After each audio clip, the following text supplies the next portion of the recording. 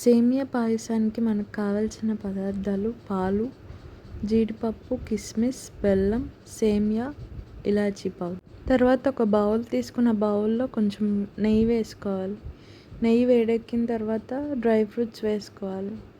జీడిపప్పు, కిస్మిస్ అవి వేసుకున్న తర్వాత అవి కొంచెం గోల్డెన్ కలర్ వచ్చేదాకా వేయించుకోవాలి. అవి తీసి పక్కన పెట్టిన తర్వాత సేమియా వేసుకుని సేమియా కూడా కొంచెం వేయించుకోవాలి.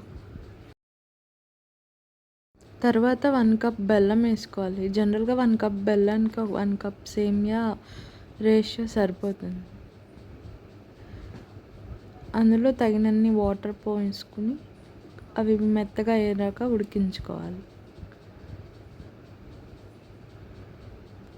అలా మూత పెట్టేసి కొంతసేపు ఒక 5 మినిట్స్ అలా ఉడికితే మనకి మెత్తగా సేమియా రెడీ అవుతుంది.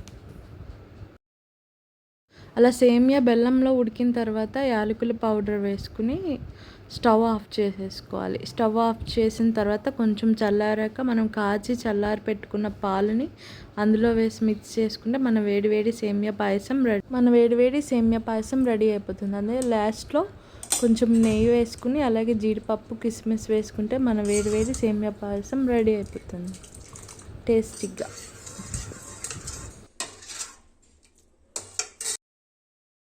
టేస్టీగా సేమియా పాయసం రెడీ అయిపోతుంది. మీరు ఎప్పుడైనా ఇన్స్టెంట్గా స్వీట్ ఫాస్ట్గా చేసుకోవాలంటే ఇది చాలా బెస్ట్ స్వీట్ అని చెప్పొచ్చు.